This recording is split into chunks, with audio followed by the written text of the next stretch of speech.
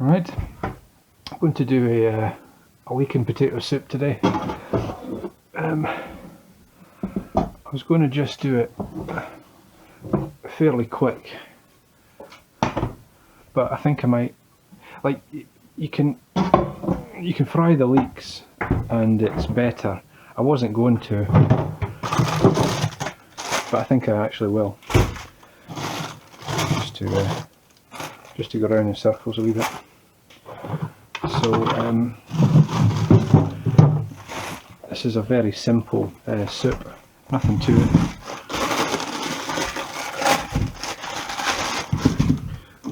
Just leeks, potatoes, stock and some parsley, and that's it.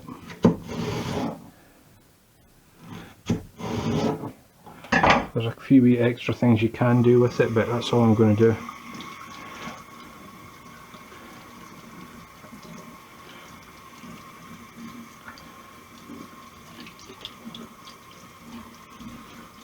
Or mud in the leeks, or earth, so obviously you want to wash it down the way so you don't push the dirt back down into the leeks. The dirt's mainly at the tips.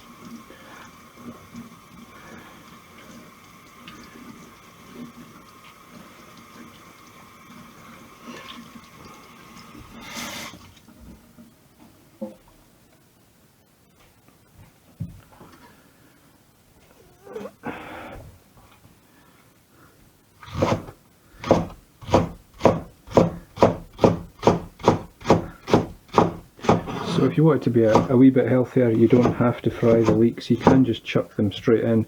You lose a lot of flavour. You generate more flavour if you do fry them first though.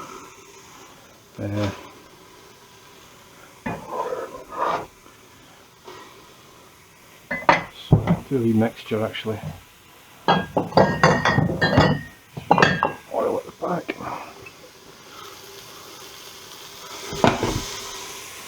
Start with a wee bit of oil. Put some butter in it as well.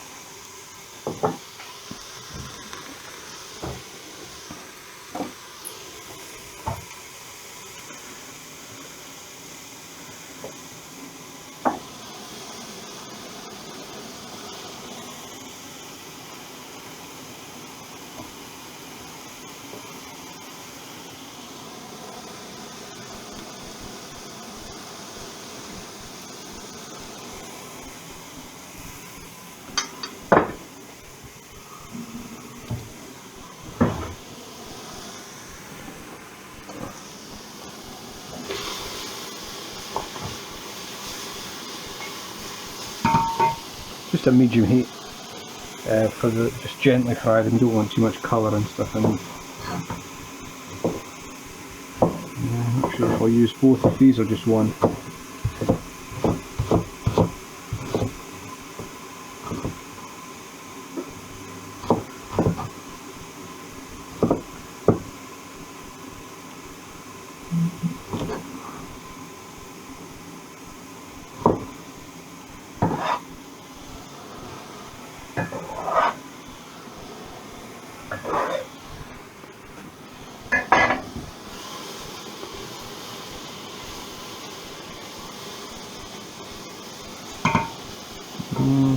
Yeah, I think I'll put the other one in as well.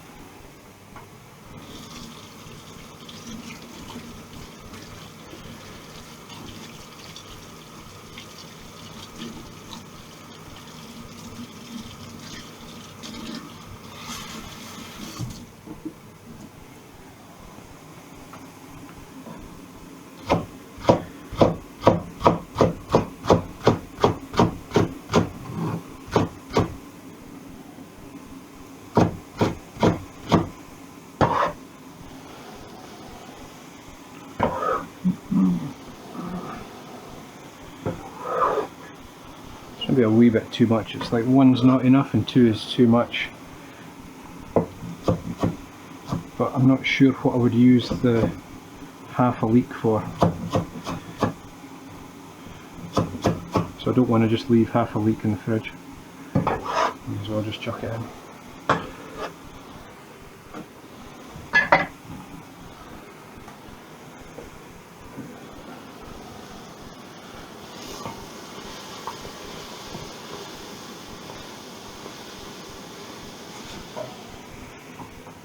I mean, I do like to keep everything, as much stuff in the fridge as possible. It's a bit weird keeping the stock in the fridge. I've just noticed that the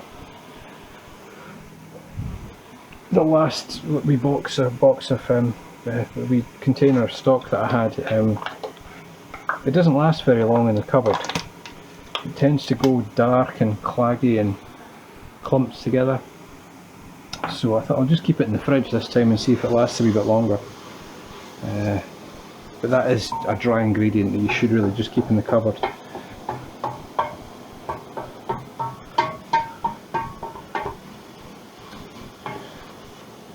Just don't use it that much. So nothing to it, just leeks and potatoes, that's all there is to it. It's just chopping vegetables. You could peel the potatoes if you wanted, but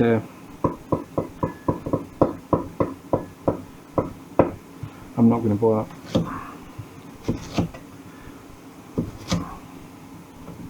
Could wash them as well, but yeah, not really bothered.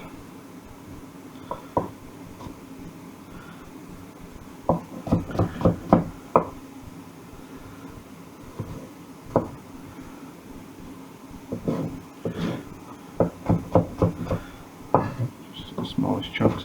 So I think I'm going to just chuck all this in and boil it up, and that's it.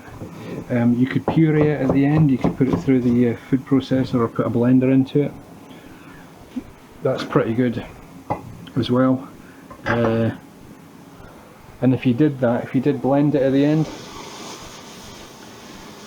you could put some cream in it as well. But I don't think I'm going to do that. But you can make it quite rich by doing that.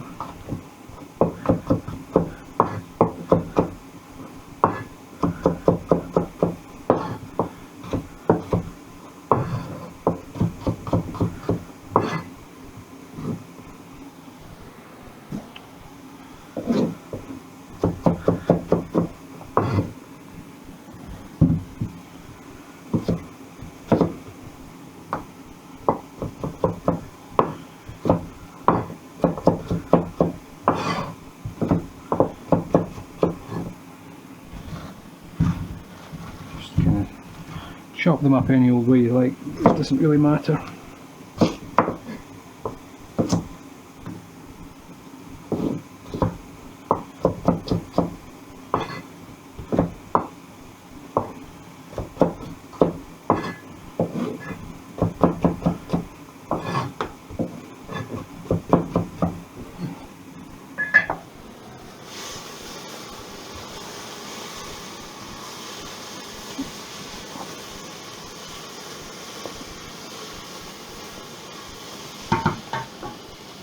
Yes, it's a wee bit high.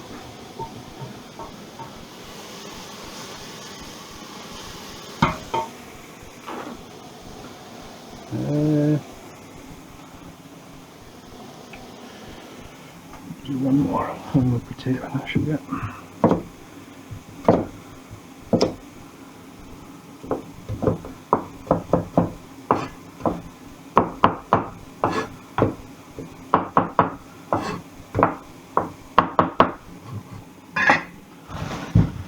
Bit of moisture in that bag. I'm just going to leave them out, but you always want to wrap that bag up tightly. Once it's dried, wrap it up nice and tightly and keep it in the fridge. If you leave that out, they will just, or you stick that, I've said it before, if you just stick that under the sink or whatever like that, the potatoes will go soft, they'll sprout sprouts, the seed things will sprout,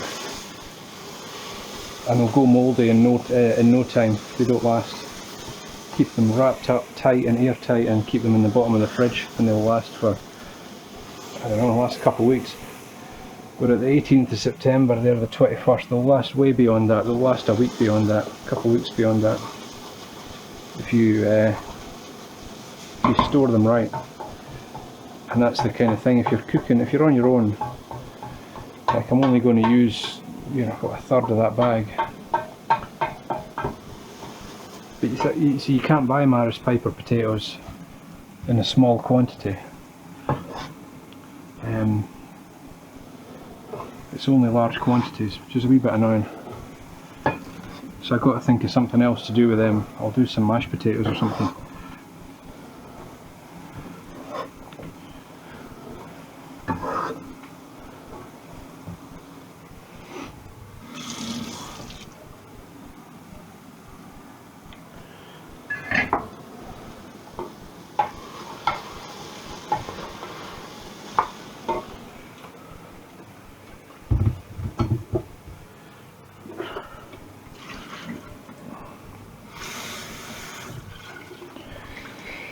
It's the one thing I don't like about I've lived in London for 20 years. It's the one thing I don't like. Flipping lime scale.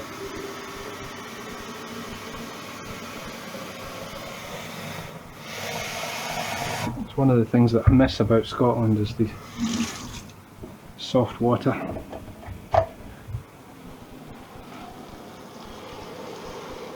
Turn that right up. Just cover it with water and stick in some of that stock, and that's it, done.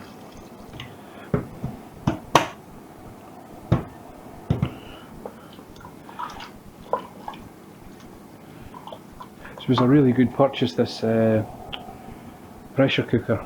I was out looking, I went out to buy a big pan to do to make jam with, and a kind of stroke of luck, I was in John Lewis looking for some, you know, nice big pot, and then I saw this and I thought, don't have a pressure cooker, I'll buy that. And I hardly ever use it as a pressure cooker, but I have that option if I want to.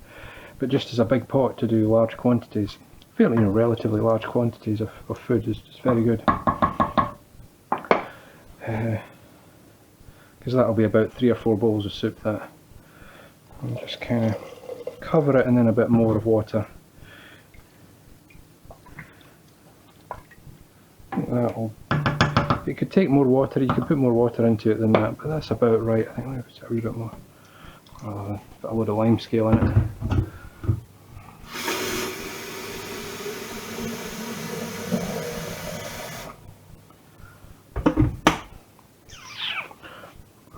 Just a wee bit more, so call that done.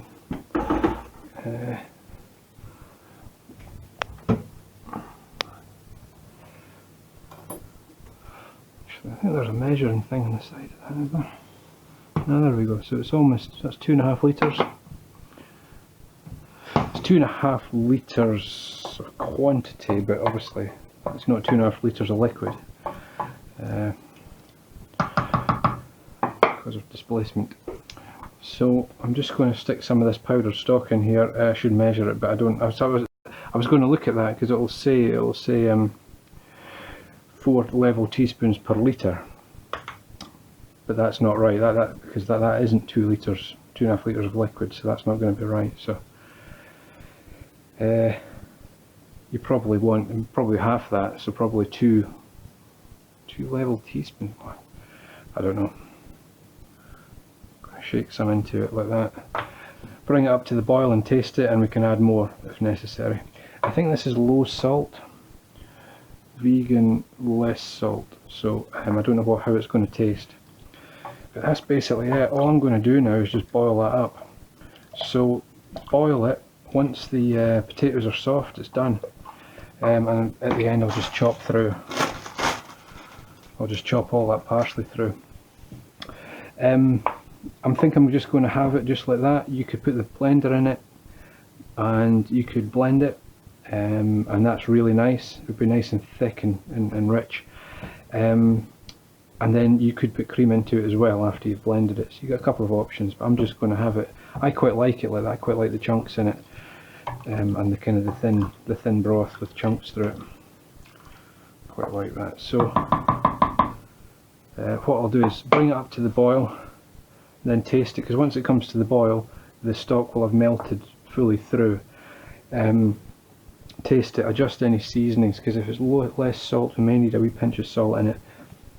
I will put some pepper in it, and that's it. So I will come back once that's once it's done, basically.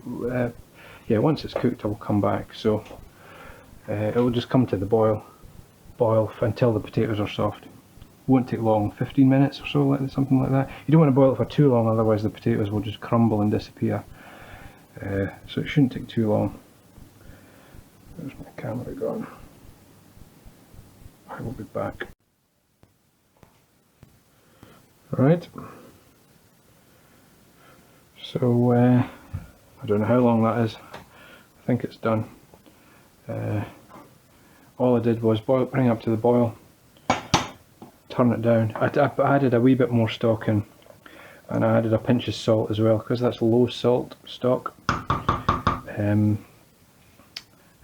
I added a wee bit of extra salt, but you can see the potatoes are still whole, but you can drop the knife through them quite easily. Still get a wee bit of good, still fairly firm, but that's okay, because the residual heat will keep cooking them. It'll still keep cooking them. So all I'm going to do is just chop this parsley through, and it's done.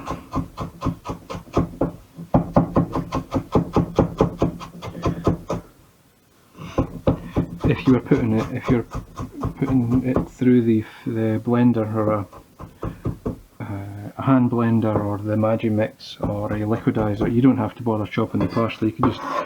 You could just dump the whole parsley straight in, and the food processor blender would chop it up for you. And blending it's good because it makes the body of the soup, the vegetables become the body of the soup. So I don't know why I can't speak today. So blending it is good. It improves the flavour a bit. I think it changes it a wee bit. But sometimes I quite like it just like this, unblended. So I'll take that off the heat now. The residual heat will just will continue to cook it slightly. So a wee bit of extra stock from what I did in the first video, and a pinch of salt, that's all.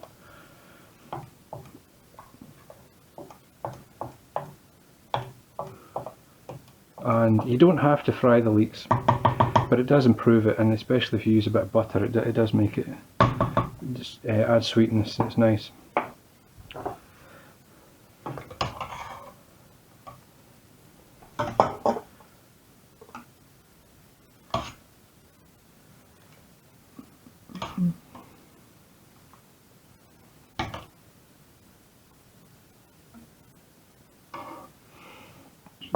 I've got some.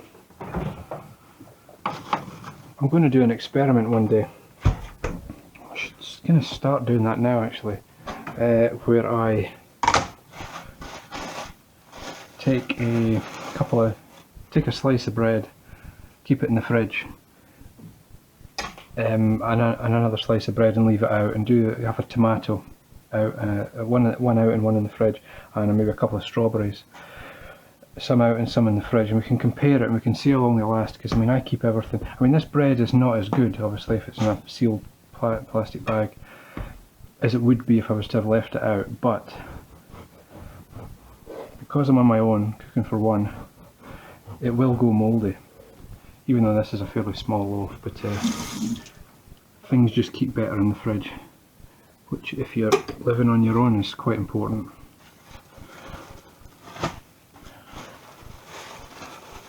You know, the flavour of a tomato, for example, is better when it's at room temperature, but you know, it will go mouldy. Garlic as well.